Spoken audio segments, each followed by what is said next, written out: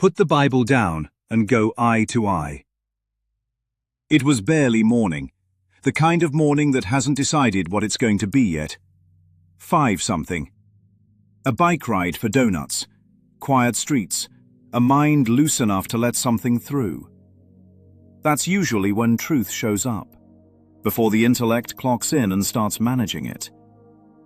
Right as the house came back into view, a single line cut through the air from Kendrick Lamar's Element.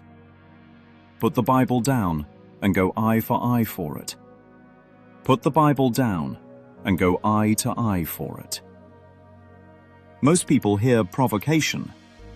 What's actually there is diagnosis. Eye for an eye sounds like justice until the image is allowed to complete itself. Two people, both missing eyes. No winner, no vision. Just symmetry and blindness. The Old Testament framed this as restraint. Limit vengeance so it doesn't escalate. Fracture for fracture.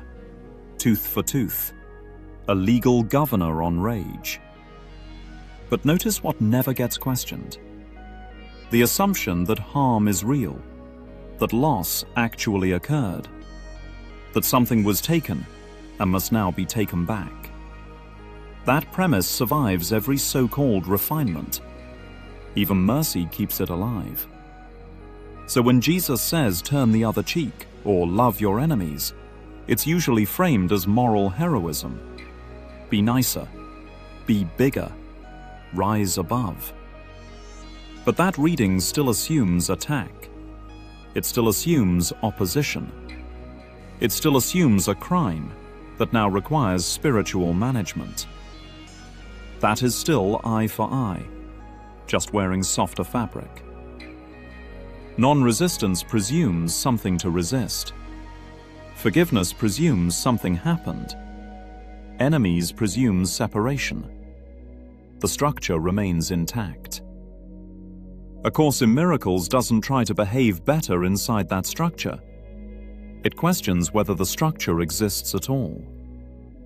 Not by choosing mercy over justice, but by undoing the premise that justice, as punishment or recompense, has any meaning in a world of illusion. The Course doesn't say, don't retaliate. It says, there is nothing to retaliate against. That's not ethics. That's ontology. The moment eye for eye is accepted, the body has already been crowned as reality.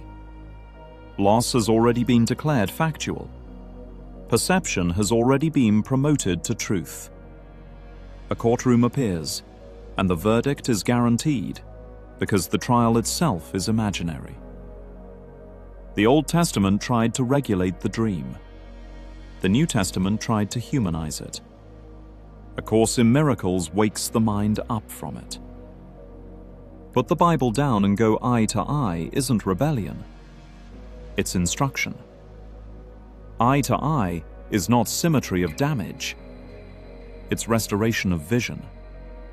It's the recognition of the same mistaken mind appearing on both sides of the grievance.